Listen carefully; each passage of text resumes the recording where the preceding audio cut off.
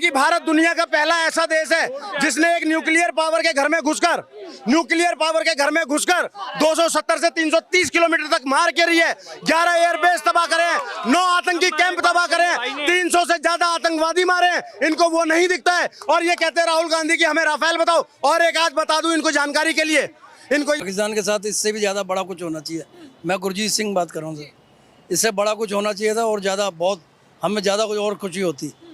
अभी जो हुआ इतना काफी नहीं है, अभी ये और होना चाहिए। लेकिन अभी मौजूदा सरकार ने ये कहा है, मंत्री खुल के सामने आके क्यों नहीं बोल रहे कि उन्होंने इस सीज़फायर लगवाया है? ट्रंप का नाम बार बार आ रहा है, ट्रंप उधर से कह रहे हैं कि उन्होंने सीज़फायर लगवाया है। इनका सवाल है हमें क्या क्यों कहते हैं? क्या वो आयरन लेडी थी क्या? थॉर से वो ट्रांसफॉर्मर्स का वो ली थी क्या, पावर ली थी क्या? मेरे को ये नहीं समझ में आता। अरे इंदिरा गांधी यूनिफॉर्म पहन के गई थी क्या सरहद पे जंग लड़ने? क्यों उनको बोला जाता है? ये सब फालतू की बातें हैं। आज हम अपने 54 सैनिक तो ला नहीं पाए। हम आपको पता है कि 1994 में ये डेट मुझे ईयर मुझे याद नहीं है, न्यूक्लियर डील, न्यूक्लियर जो हमारा कॉन्सेप्ट है ना, वो पाकिस्तान को देने के लिए रेडी हो गई थी ये इंदिरा गांधी।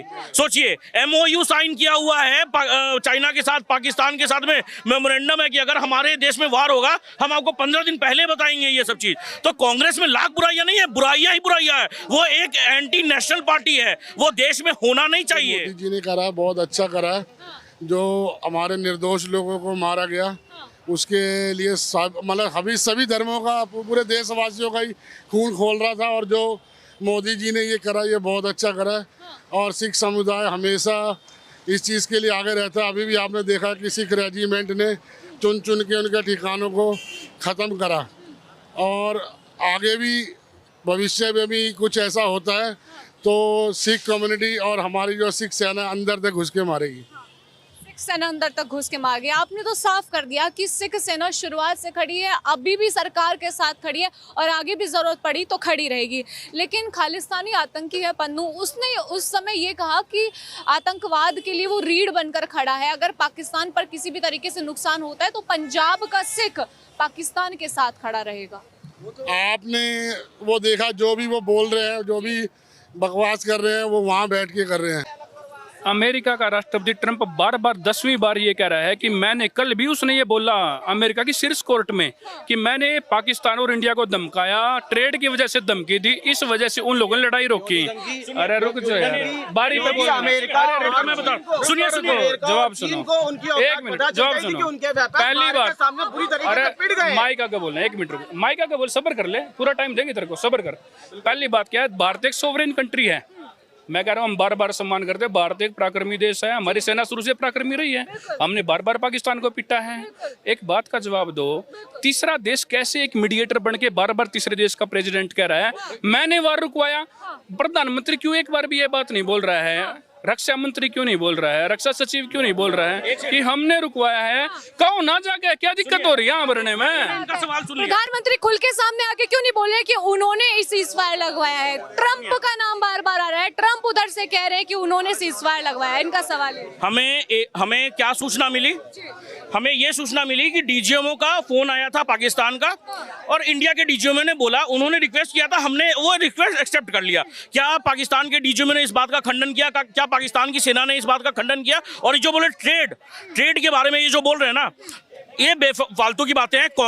कल कांग्रेस जो एसोसिएशन है वहाँ का, वो गई है सुप्रीम, वहाँ के कोर्ट में कि ट्रंप इसका फैसला नहीं ले सकते टैरिफ बढ़ाने के लिए। वहाँ की कोर्ट गई, वहाँ की जो कांग्रेस एसोसिएशन है वो गई है। ये इनको पता नहीं होगा। अरे हम दूसरे, आज सेकेंड टाइम ने ये क्या बोलते हैं, ट्रंप ने बोला कि मैंने कोई मेडिएट नहीं किया है, जयशंकर, अभी यूरोपियन एक एंकर ने उनसे पूछा जयशंकर से कि इसमें अमेरिका कहाँ था, तो बोले अमेरिका में था। उन्होंने नकार दिया, बोला कि ये इंडिया का चॉइस था कि उन्होंने बोला कि हमें खत्म करना है युद्ध, और हमने सीज फायर के लिए एक्सेप्ट किया। उन्होंने, ये ट्रंप को सीधा बोल दिया गया था कि अगर वो पाकिस्तान अगर बोलेगा तो हम मानेंगे। पाकिस्तान का फोन आया, इसमें गलत कहाँ है? अब ये कह रहे पुलवामा पे, पहलगाम पर। अरे भाई, पहलगाम पर राजनीति कर कौन रहा है? पहलगाम के सबूत मांग कौन रहा है? या जब पुलवामा हुआ था तो बालाकोट का सबूत मांगा किसने था? जब पठानकोट हुआ था तो उरी के एयर स्ट्राइक का सबूत मांगा किसने था? तुम लोग, मैं हमेशा कहता हूँ कांग्रेसियों से, विरोध करो मोदी का, विरोध करो बीजेपी का, लेकिन सुनिए, तुम विरोध करते करते वो लाइन क्रॉस कर जाते हो कि तुम सेना का मनोबल गिराने लग जाते हो और राष्ट्र विरोधी बातें करने लग जाते हो। अब दूसरी बात पर आ जाता हूं, क्यों मोदी ना ले क्रेडिट से ऑपरेशन सिंदूर का? मौजूदा प्रधानमंत्री है। जब सारे कांग्रेसी आज तक सन 71 का क्रेडिट ले रहे हैं, क्या इंदिरा गांधी हाथ में बंदूक लेकर गई थी क्या बॉर्डर पर लड़ने? जब इंदिरा गांधी की सरकार थी तो क्रेडिट उनको भी मिला था। जब इनकी सरकार है, इन्होंने ऑपरेशन चलाया, तो क्रेडिट ये भी ले रहे हैं। इनका कहना ये भी है। मैं अगर ना तो मैं कांग्रेस का प्रवक्ता हूं, ना मैं कांग्रेस की तरफ तो जवाब दे रहा हूं। जो मेरे भाई बार बार ये इसके दिमाग में चल रहा होगा मैं कांग्रेस का जवाब दे रहा हूं। मैं ना बीजेपी का हूं, ना मैं कांग्रेस का हूं।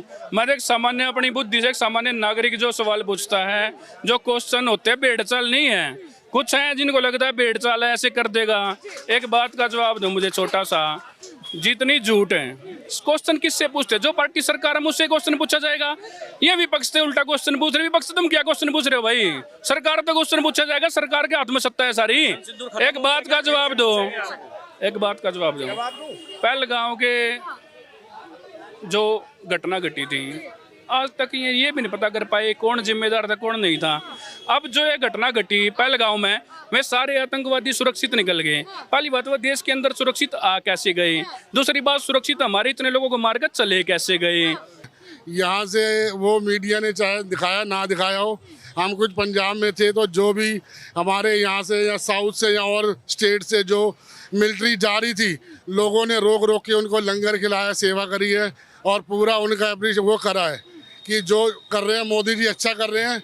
बाहर बैठ के चंद लोगों को कहने से सिख समुदाय उनके साथ जुड़ने वाला नहीं है। हमारे गुरुओं ने इस देश के लिए अपना बलिदान दिया है। जो आज हम ये बलिदान दिवस मना रहे हैं उसी उपलक्ष्य में मना रहे हैं। तो ये तो पन्नू जी जो भी हैं वहाँ पर जो भी है पन्नू बन्नू, ये अपने दिल से निकाल दें कि जो सिख समुदाय है उनके साथ होगा।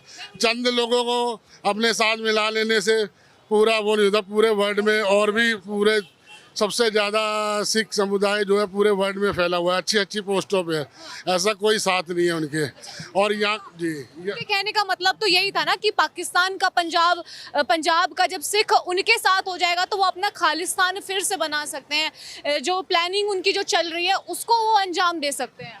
देखो जी, जब आज़ादी की लड़ाई में 93% सिख समुदाय ने अपना बलिदान दिया था, फांसी चढ़े थे, सब पता है। जब उस टाइम हम मांग सकते थे, जब नहीं मांगा तो अब क्या मांगेंगे? मीडिया उसमें दिख ही रहा है कि कैसे वो जो नुकसान हुआ है वो आजकल हर आदमी के हाथ में मोबाइल है, हर चीज़ पता चल रहा है कि वहाँ कितना भारी नुकसान हुआ है। पाकिस्तान के साथ इससे भी ज़्यादा बड़ा कुछ होना चाहिए। मैं गुरजीत सिंह बात कर रहा हूँ सर। इससे बड़ा कुछ होना चाहिए था और ज़्यादा बहुत हमें ज़्यादा कुछ और खुशी होती। अभी जो हुआ इतना काफ़ी नहीं है, अभी ये और होना चाहिए। लेकिन अभी मौजूदा सरकार ने ये कहा है कि बातचीत चल रही है, लेकिन मुद्दे जो रहेंगे अब की बार बातचीत करने के, टेरर पे बात होगी, साथ ही आप देखेंगे पीओके पर बात होगी। लेकिन सरकार ने जो ऑपरेशन चलाया, आप उससे कितना संतुष्ट हैं? उससे बहुत खुश हैं जी। उग्रवाद तो बिल्कुल ख़त्म होना चाहिए, उनके तो नेस्ते नबूद करना चाहिए उनको बिल्कुल। सरकार ने बताया कि उनके 9 आतंकी जो ठिकाने हैं वो ढेर हुए, एयर डिफेंस सिस्टम को उनको नुकसान हुआ, तो कहीं ना कहीं वहीं से आवाज़ आई कि युद्ध विराम लगना चाहिए। उन लोगों ने तो एक समझो कि ये बोला जी हम मर रहे हैं जी, हम भूखे मर रहे हैं, ये हो रहा है।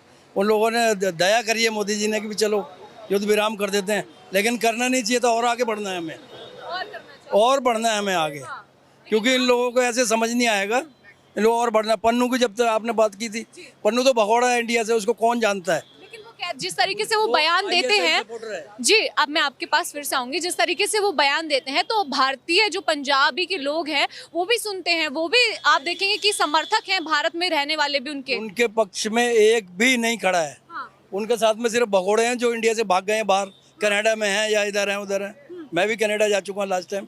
जो वहाँ पे हैं वही लोग हो सकते हैं जो भाग गए हैं घर से, वो लोग इंडिया में वापस नहीं आ सकते। अब बाहर बैठ के कोई भी कुछ भी बोल देगा, उससे क्या फर्क पड़ता है। यानी कि जो हमारे देश में नहीं रहते, जो देश विरोधी हैं, वही उनका सपोर्ट। देश का सिख है, एक एक सिख जो है हिंदुस्तान के साथ है, मोदी जी के साथ है, इंडियन आर्मी के साथ है। हम लोग सैल्यूट करते हैं इंडियन आर्मी को। इन्होंने पूछा पहलगाम के आतंकवादी आ कैसे गए, इतने लोगों को मारकर चले कैसे गए। बिल्कुल वैसे ही पहलगाम के आतंकी आ गए जैसे 6,000 रुपए लेकर आतंकवादियों को अपने घर में वहाँ के लोकल्स किराए पे रखते हैं। जैसे ज्योति मल्होत्रा एक दानिश के उसमें बढ़ जाती है। और इनका न्यूज का अभाव है, इनको जानकारी का अभाव है। मैंने इनके बीच में नहीं बोला था, सुन लो। बाकायदा सर्वदलीय बैठक में गवर्नमेंट ने ये माना कि हाँ हमारा इंटेलिजेंस फेलियर हुआ है, ये गवर्नमेंट ने माना। लेकिन हमने फिर भी इनको उस पर गर्व होना चाहिए था कि पहला भारत का, आप इंटेलिजेंस फेलियर हुआ हम एक्सेप्ट कर रहे हैं। हम कह रहे हैं कि भारत दुनिया का पहला ऐसा देश है जिसने एक न्यूक्लियर पावर के घर में घुसकर 270 से 330 किलोमीटर तक मार के रही है, 11 एयरबेस तबाह करे, 9 आतंकी कैंप तबाह करे, 300 से ज्यादा आतंकवादी मारे। इनको वो नहीं दिखता है और ये कहते हैं राहुल गांधी की हमें राफेल बताओ। और एक आज बता दूं इनको जानकारी के लिए, इनको ये खबरें ना मीठा मीठा कड़वा कड़वा तू नहीं होता। आज शहबाज शरीफ ने अजरबैजान में जाकर एक्सेप्ट करा है कि 9 और 10 की रात को भारतीय सेना ने हम पर हमला किया और उसमें हमारे 10 से 11 एयरबेस तबाह हुए हैं। अब इससे बड़ा सबूत और क्या लोगे? सबूत तो लगातार पेश किए जा रहे हैं। हाँ, क्या चाहिए? सबूत तो कोई भी नहीं मांग रहा है। बात इस बात के ऊपर हो रही है कि अगर आप फेल हुए तो आप एक्सेप्ट करो। हम फेल हुए हैं तो कह रहे हैं ना, इंटेलिजेंस ने एक्सेप्ट कर तो लिया। इंटेलिजेंस फेलियर कांग्रेसियों भाई मैं एक सेकंड, कांग्रेसियों की दिक्कत पता क्या है? ये भाई बोल रहा मैं ना कांग्रेस हूं ना बीजेपी हूं। इनसे ये राहुल गांधी, एक सेकंड भाई साहब, ये राहुल गांधी का जो भारत के अंदर भारत जोड़ो यात्रा निकाल रहा था, अगर ये माइक टूटेगा यहाँ से तो बहन के दिन यहाँ से जोड़ेगा कि तू भारत के अंदर ही जोड़ेगा। अरे तू जाना पाकिस्तान जा, बांग्लादेश जा, शिमला मुद्दों में तुम्हारे बापों ने, कायर बुजदिलों ने, कांग्रेसियों ने शहीद कर दिए, उनको जोड़ करके ला भारत के अंदर ही भारत जोड़ रहे। कोई नहीं पूछेगा इन से, ये नहीं पूछेगा कश्मीर में जेनोसाइड हिंदुओं को हो गया, कोई नहीं पूछेगा। बांग्लादेश के अंदर हिंदू मारे गए, कोई नहीं पूछेगा। बंगाल के अंदर 27 घर हिंदुओं के जला दे, कोई नहीं पूछेगा। कर्नाटक के अंदर हिंदू खत्म हो गया, कोई नहीं पूछेगा। कश्मीर के अंदर जो मोदी जी ने तिरंगा यात्रा लगवाई कि देखेंगे कि देश के जो वीर जवान हैं उनका हौसला बढ़ाने के लिए तिरंगा यात्रा चली, तो उन्होंने बोला कि ये जो है तिरंगा यात्रा नाकामी का सबूत है क्योंकि पीओके नहीं ले पाए। सब झूठे बकवास है ये। कोई नाकामी नहीं है, बहुत कामयाबी की है, बहुत कामयाब हुए हम। हमने तो पूरी दुनिया ने देखा है, कोई हम नहीं मतलब बोल रहे, मैं बोल रहा हूँ, आप बोल रहे हैं, ये पूरी दुनिया ने देखा है कि कितनी कामयाबी से हमारा ऑपरेशन सिंदूर जो कामयाब रहा, 100% कामयाब रहा और वो हमारा कुछ भी नहीं कर पाए। हम तो गए हैं सिर्फ फेंक के मार के आ गए हैं, उन्होंने कुछ नहीं किया, हमारा कुछ भी डिस्ट्रॉय नहीं हुआ। पाकिस्तान में भी जश्न देखने को मिला, वहाँ के जो क्रिकेटर हैं उन्होंने कहा कि भारत जो है कायर है, डर गया, इसलिए उन्होंने सीज फायर ये तो उनकी फितरत है, झूठे आदमी लोग हैं। मैं तो 28 साल से बाहर रहा हूँ, तो मैंने वहाँ पे देखा कि अगर वो थूक देते हैं तो बोलते मैंने नहीं थूका, कसम खुदा की मैंने नहीं थूका, यहाँ तक बोलते हैं वो। क्या कहना चाहेंगे फिर आप विपक्ष को, क्योंकि लगातार वो सवाल जवाब भी करते हैं। साथ ही आम आदमी पार्टी ने बड़ा पोस्टर लेकर के